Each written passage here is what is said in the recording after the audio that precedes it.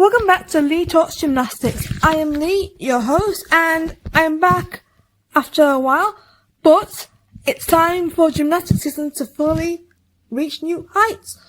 It's time for the Commonwealth Games, and I thought I would do a preview because I haven't done one before on this podcast. So let's begin. I want to start with some individual stars. Crystal Lake, who is part of Team Scotland, she made a splash last year and she made the all-round final at the Summer Universiade. She finished 9th and she made the beam final at this year's Luxembourg Open. She'll be aiming for a potential all-round and beam finals, so stay tuned for her and her Scottish team is in Subdivision 3. Jenna Somlaskira, who used to compete for the USA and currently competes for UCLA, but has recently swapped to Sri Lanka and is making her international debut at the Games. She's a floor master, that's right, her floor is artistic and always has a personal theme which impacts me, and I love that. I love that she's creative. She has won international medals with the US teams. She has a shoulder injury, meaning that she will be only limited to beam, but she'll still be a contender for the final. But she will be in the second subdivision, so it'll be a bit of a wait if Tiana hits, and I can't wait to see what she's going to do on beam. Amanda Yap, who made beam finals at Worlds last year, who had a phenomenal story, and of course her sister Emma Yap, who made the all-round final back at Commonwealth 2022, will also be competing.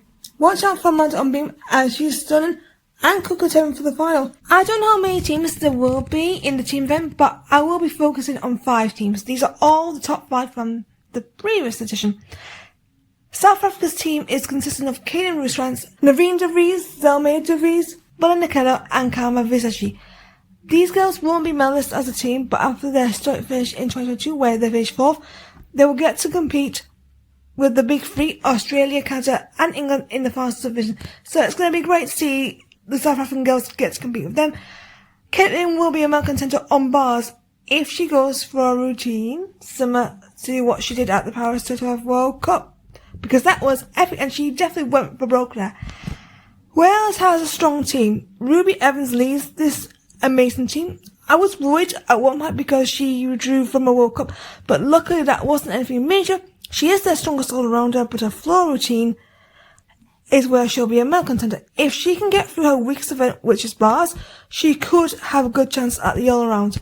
Frances Stone is also going to be one to watch on beam. She already has a silver medal, which she won earlier in the year, and she is a fantastic young gymnast, and this is probably one of her major events of the season, and she's still new to the scene as well. The Roberts twins have also made the team, with Emily and Abby both having international experience, and it's going to be great to see them both compete together at the same competition. Bars and vault are where the Roberts twins shine. Jemima Taylor rounds off the team. She took a surprise bronze back on bars at the British, but she is an absolute master on floor with her expressions and artistry. Wales, to me, are the outsiders for a medal, and will have to rely on Ruby to hit her difficult routines. But I'll explain more at the end of the episode how they can fight for a medal. England are the defending champions, but they don't have their highest scoring bar gymnasts like Becky Janney, who will focus on the Euros, where she has already been set for, and she'll be a big factor in trying to get the team to Worlds. Or Georgia May Fenton, who is focusing on training, and also 3-time champion at the Commonwealth, as Kinsella, is sitting out and focusing on Worlds after the birth of Parker. They still have a strong lineup with 4 debutantes and 2018 silver medalists with the team, Tyra James. Tyra has returned to gymnastics and has had a welcome return at Cobra, claiming 2 silver medals on vault and floor at that competition. She'll be one of the eldest gymnasts on this team. Ivy Martin is back and she'll be one of our strongest all-round assets. The only thing that might take her chances down, like Ruby, is bars. She competed for Dijon at a recent competition, and despite the drama with the lineup, she showed promise and some good scores when I took out the bonuses, which was around 52.666 with room to grow. Her floor and vault scores will be beneficial to the team. Alia Lee is another comeback queen. She had success herself at recent internationals like Tyra at Cobra. She took 2 bronze medals on beam and floor. She will be a contender for the beam final if she hits like she has earlier in the year. Shante Eve Amakwa is one of the stars of the year as she stepped up at the British when favourites made mistakes and won silver on her best event too, and took a bronze in the all-round. At the Varna World Cup, Shante Eve won silver on bars, plus impressive to claim gold with a stylish floor routine.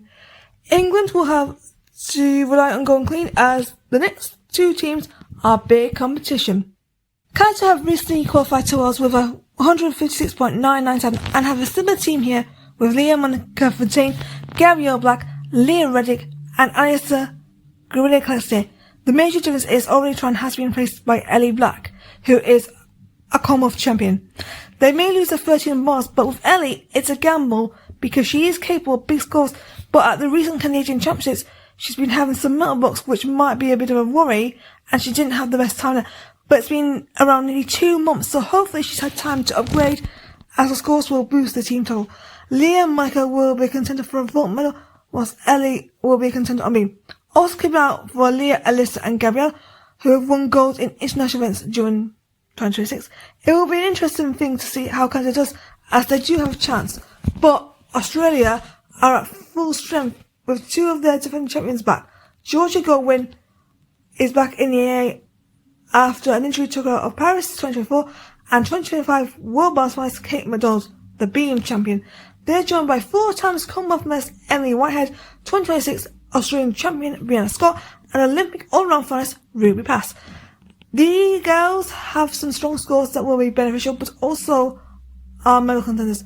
Brianna will be one to watch on beam, but Georgia will be contender on vault, bars, and beam, and of course in the all-round. The team have strong difficulty, but will have to go clean if they want to bet out what they scored and where they placed in 2022. I want to finish off with the medal hunt. Wales will be in subdivision 3, whilst the other 4 teams mentioned are in subdivision 4. Wales would have to go 12 for 12 to be in with a chance, and this team has a chance to do so, whilst the other 3 have the scores needed to make the podium, but will know what scores they need to do so.